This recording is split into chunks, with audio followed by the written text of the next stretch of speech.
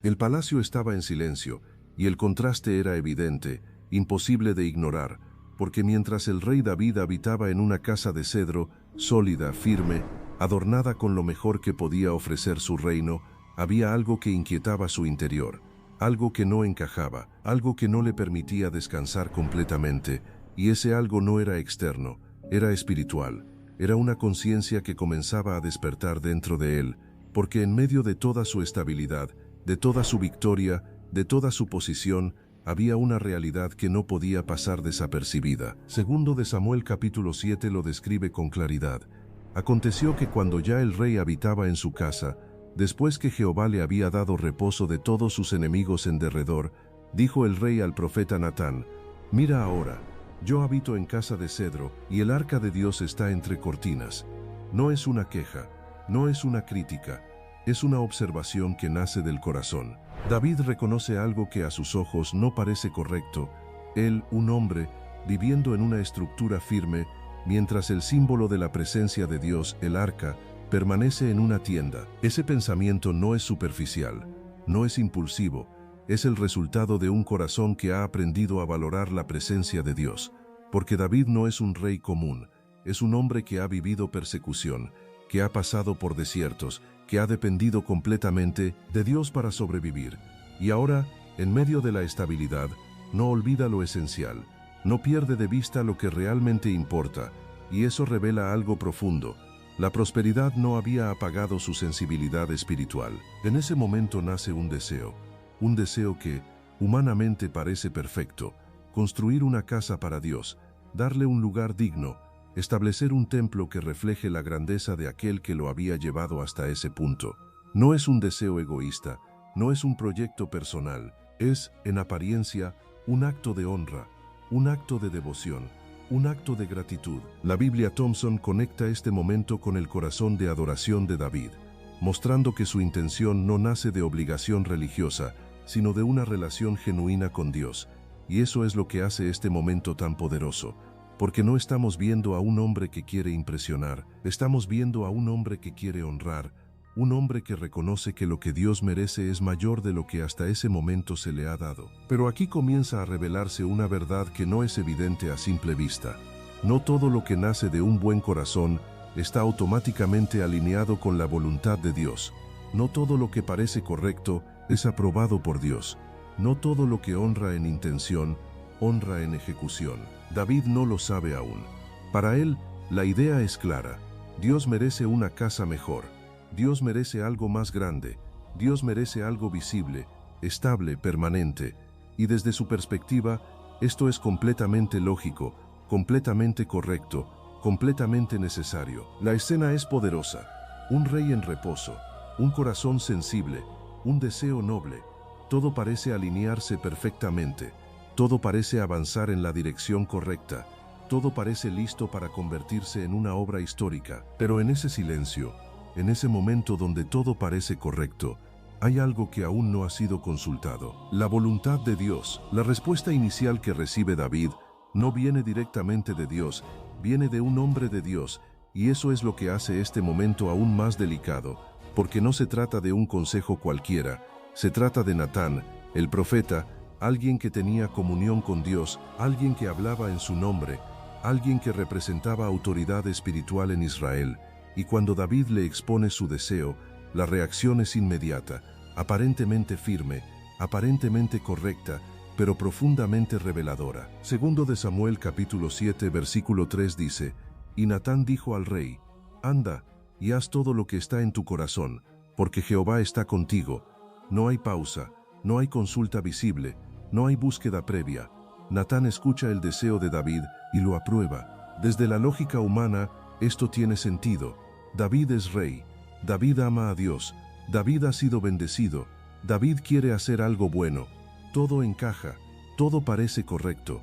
Pero ese es precisamente el punto donde se revela una de las verdades más importantes en la vida espiritual.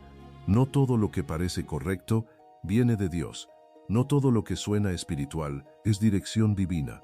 Y no toda confirmación inmediata es voluntad de Dios. La Biblia Thompson conecta este tipo de situaciones con la necesidad de discernimiento profético. mostrando que incluso hombres usados por Dios pueden emitir juicios basados en lo que parece correcto en el momento, pero que no necesariamente reflejan la totalidad del consejo divino si no han consultado directamente la voluntad de Dios en ese asunto específico. Y eso es exactamente lo que ocurre aquí. Natán no está actuando con mala intención, no está desviando a David, está respondiendo desde una percepción humana lógica, espiritual en apariencia, pero incompleta en dirección. Él ve el corazón de David, ve la intención, ve la honra, y concluye rápidamente: hazlo. Pero la historia no termina ahí. El mismo texto introduce un cambio inmediato, una interrupción divina que corrige lo que acaba de ser aprobado. Segundo de Samuel capítulo 7, versículo 4 dice: aconteció aquella noche que vino palabra de Jehová a Natán. Esa frase lo cambia todo. Esa noche, no días después, no semanas después. Esa misma noche, Dios interviene. Esto revela algo profundo. Dios no dejó que David avanzara en algo incorrecto por mucho tiempo. No permitió que una buena intención se convirtiera en una obra fuera de su voluntad. Intervino rápidamente, corrigió inmediatamente, porque cuando se trata de su propósito, Dios no se guía por la lógica humana, se guía por su diseño eterno. Natán, que horas antes había dicho: haz todo lo que está en tu corazón, ahora recibe una palabra completamente distinta. Y eso deja una enseñanza clave: la voz de Dios no puede ser reemplazada por la percepción humana, ni siquiera cuando esa percepción viene de alguien cercano a Dios. Esto también conecta con Jeremías capítulo 17, donde se declara: engañoso es el corazón más que todas las cosas, mostrando que incluso los deseos que parecen correctos deben ser filtrados por la voluntad de Dios, porque el corazón humano puede inclinarse hacia lo que parece bueno, pero no necesariamente hacia lo que Dios ha determinado en su plan. Mira lo que esto enseña. David tenía un buen deseo. Natán dio una rápida aprobación. Todo parecía avanzar en la dirección correcta, pero aún no había ocurrido lo más importante. Dios no había hablado. Y cuando Dios habla, no siempre confirma lo que el hombre espera, no siempre valida lo que parece lógico, no siempre aprueba lo que nace del corazón humano, aunque ese corazón sea sincero. La escena se vuelve aún más profunda, porque ahora el mismo profeta que aprobó tendrá que corregir. El mismo que dijo: hazlo, ahora tendrá que decir: no es así. Y eso revela que la voluntad de Dios no depende de la opinión humana, ni siquiera de la opinión espiritual. Depende únicamente de lo que Él ha decidido. El deseo estaba, la aprobación humana también, pero la última palabra aún no había sido dada. La noche no pasó en silencio. Mientras el rey descansaba con la seguridad de que su deseo había sido aprobado, mientras todo parecía avanzar hacia la construcción de un templo, la voz de Dios irrumpió con claridad, con autoridad, con una dirección completamente distinta a la que había sido expresada horas antes.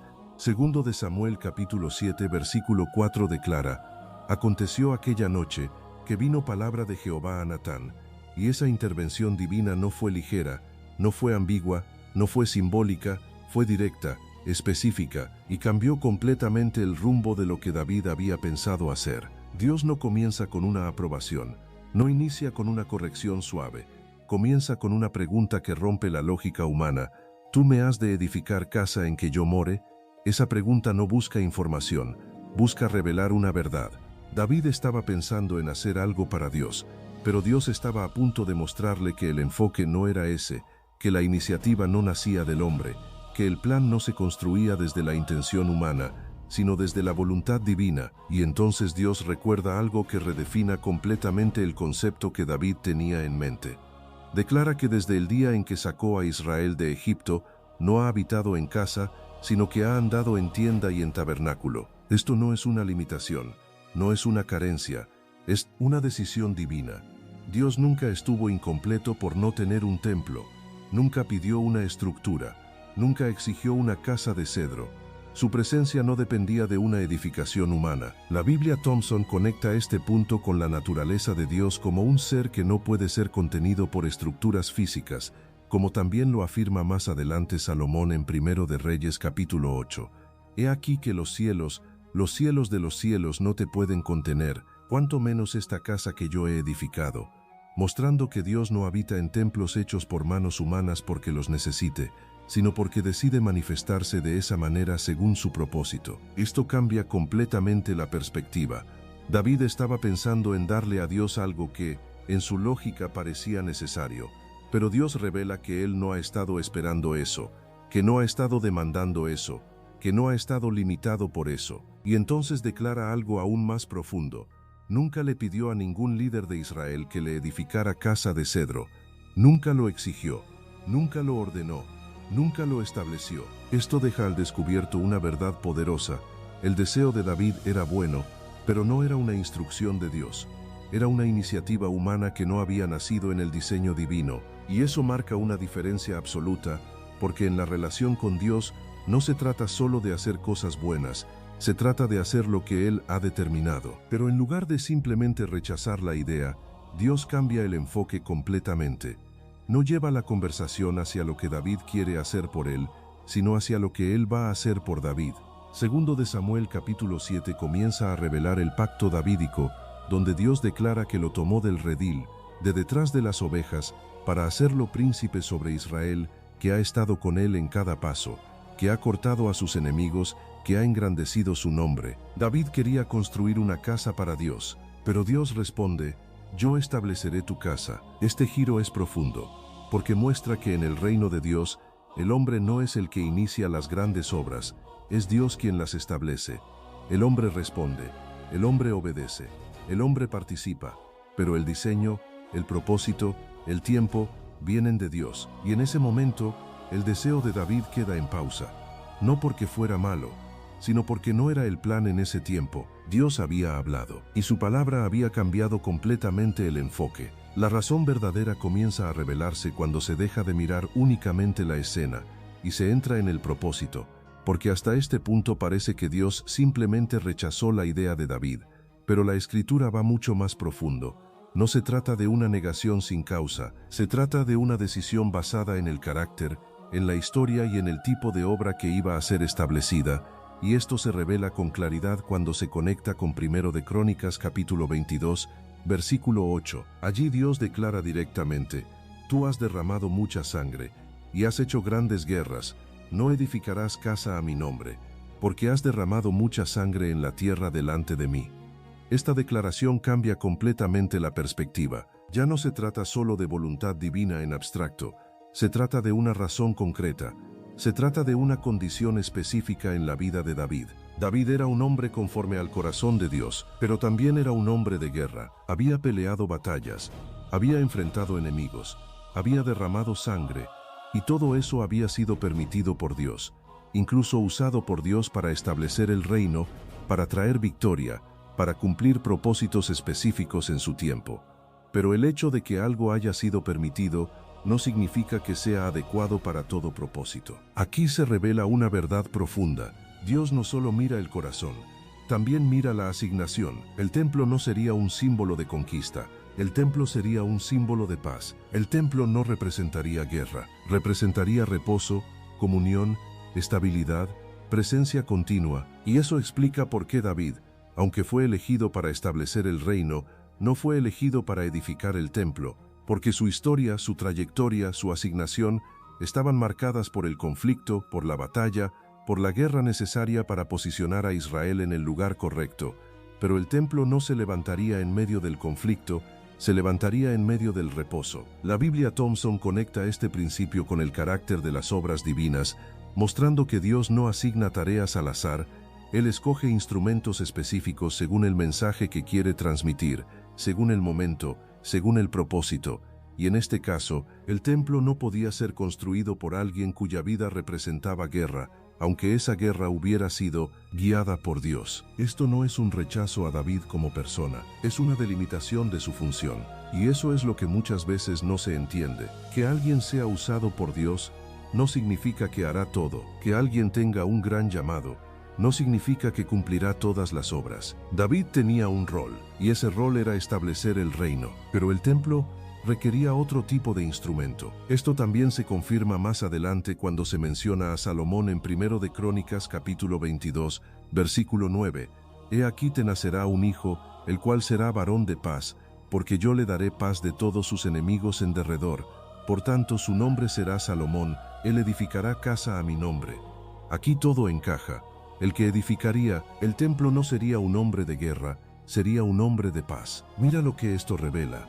Dios no solo escoge a las personas por su fidelidad, las escoge por la coherencia entre su vida y la obra que van a realizar, porque el templo no era solo una construcción física, era un mensaje espiritual, era una representación visible del reposo, de la presencia estable, de la comunión sin guerra, y ese mensaje no podía ser transmitido por alguien cuya vida estaba marcada por la batalla. No porque David estuviera mal, sino porque el propósito del templo requería algo distinto. Esto deja una enseñanza profunda. No todo lo que es correcto es asignado a la misma persona. Dios distribuye su obra según su diseño. El templo no era simplemente una construcción majestuosa, no era un proyecto arquitectónico, no era un símbolo político del reino de Israel.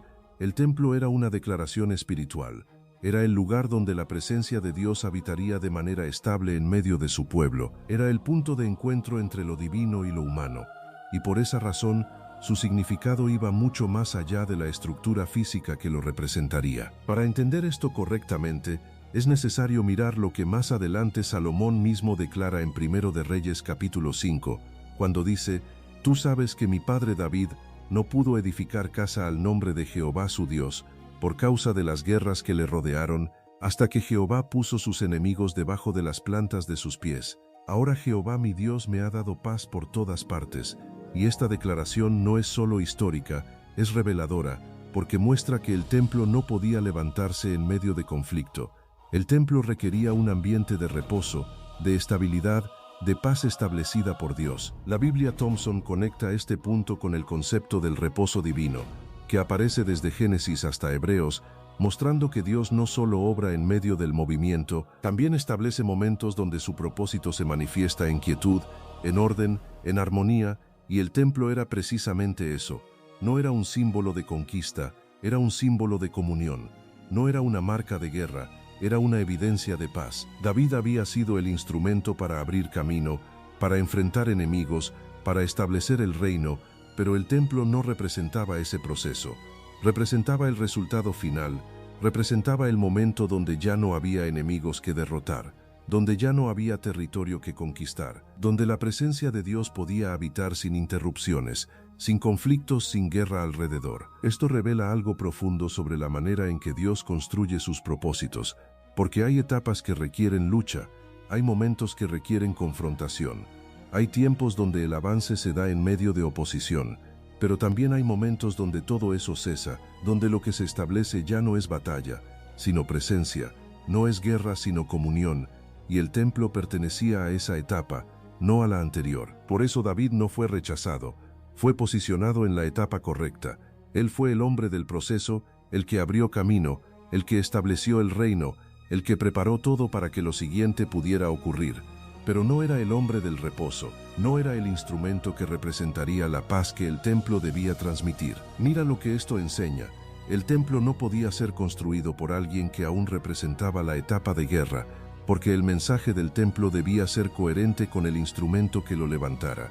No podía haber contradicción entre la obra y quien la ejecuta, porque Dios no solo cuida lo que se hace, cuida lo que eso comunica. Esto también se conecta con Hebreos capítulo 3 y 4, donde se habla del reposo de Dios como una realidad espiritual más profunda, mostrando que el templo terrenal era una sombra de algo mayor, de una comunión plena con Dios, de una relación restaurada, y eso confirma que su construcción no era un evento aislado, era parte de una revelación progresiva que apuntaba hacia algo eterno. David preparó los materiales, organizó los recursos, dejó todo listo, pero no colocó una sola piedra del templo, y eso no fue una pérdida, fue una asignación específica, porque su papel no era construir, era preparar, y eso también es parte del propósito de Dios. No todos comienzan la obra, no todos la terminan, pero cada uno cumple una función dentro del diseño completo. El templo no era solo lo que se veía, era lo que representaba,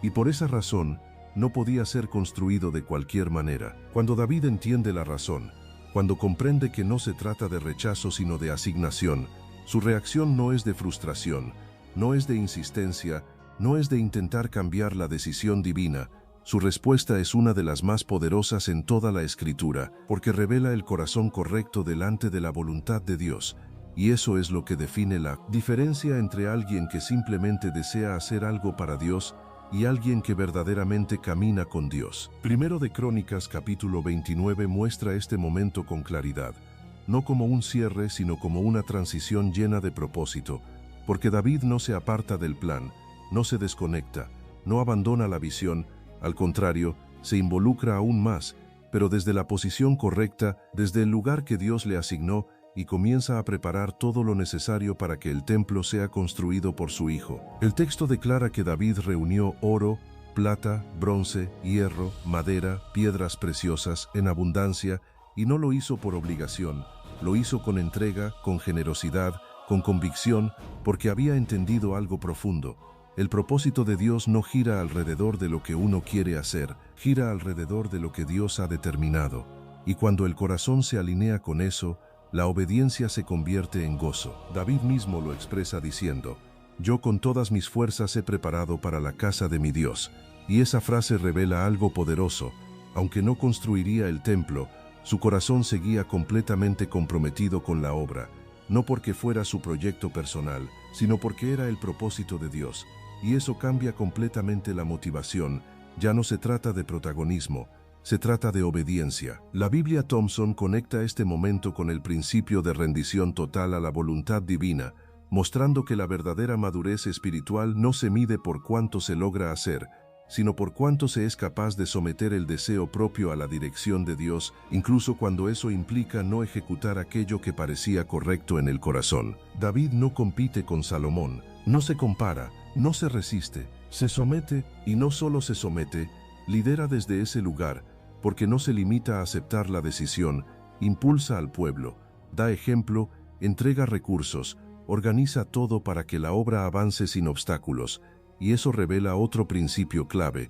Obedecer también es saber soltar, saber ceder, saber entender que el propósito de Dios es más grande que el deseo personal. En su oración, David declara, «Porque todo es tuyo, y de lo recibido de tu mano te damos», reconociendo que incluso lo que está ofreciendo no le pertenece, que todo viene de Dios, que todo regresa a Dios, y eso refleja una comprensión profunda del lugar correcto del hombre dentro del plan divino, no como dueño de la obra, sino como participante de ella. Mira lo que esto enseña.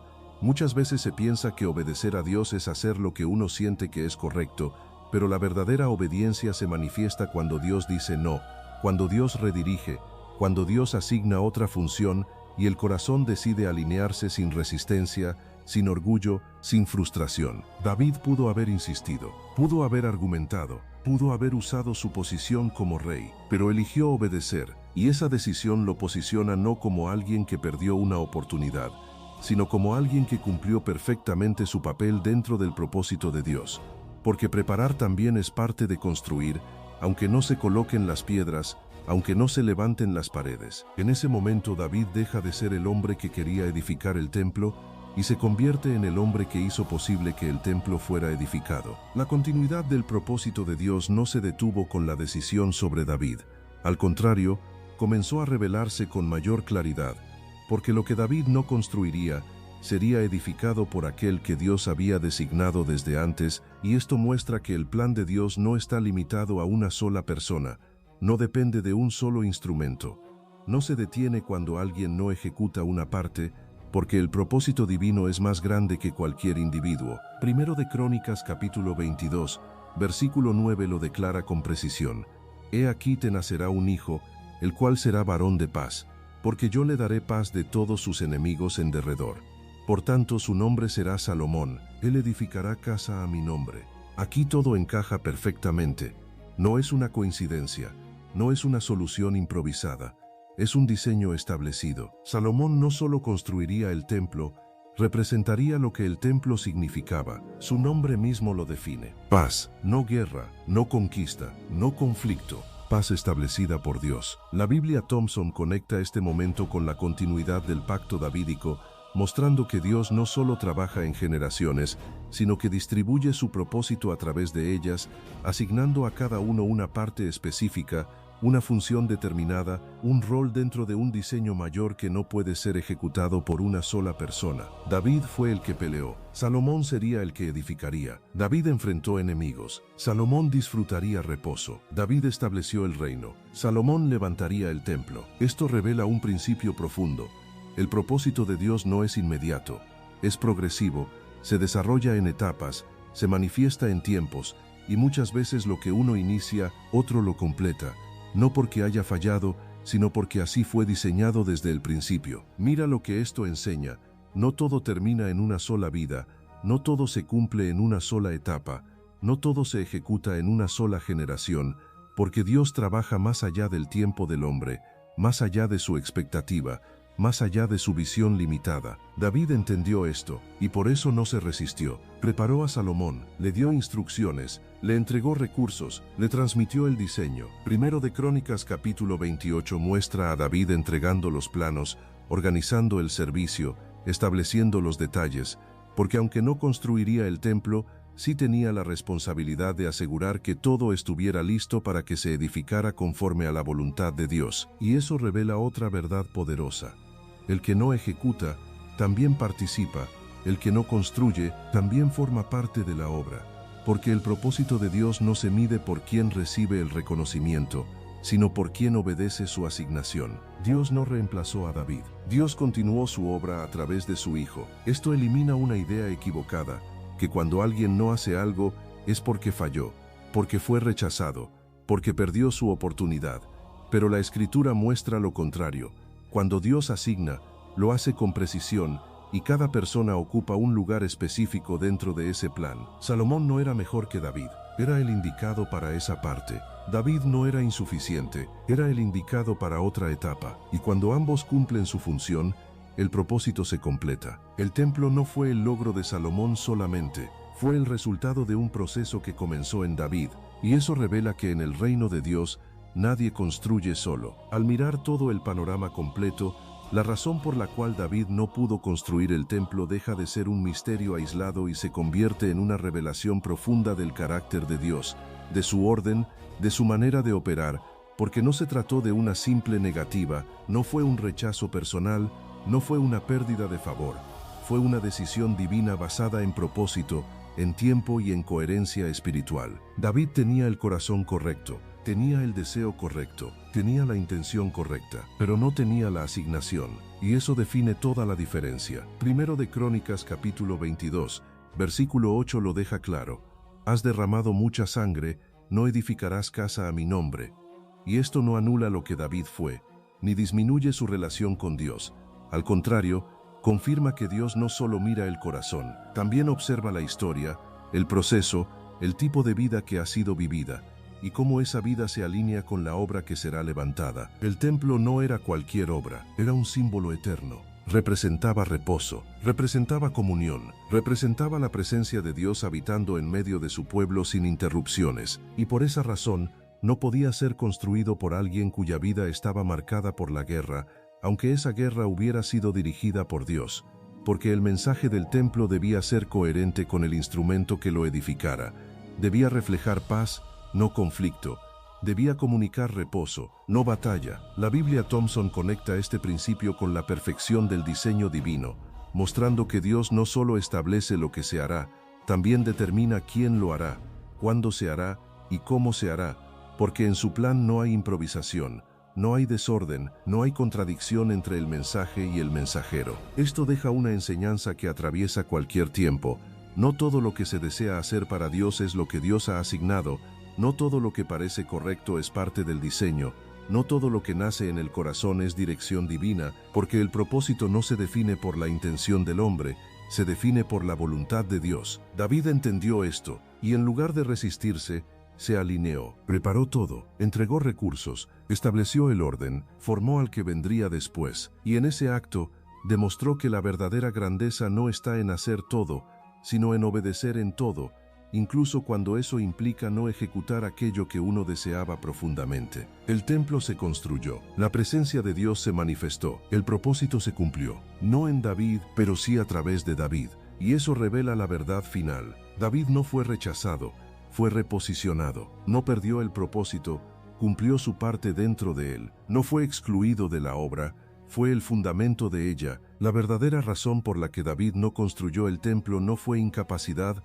fue diseño divino, porque en el plan de Dios no todo lo correcto es para la misma persona.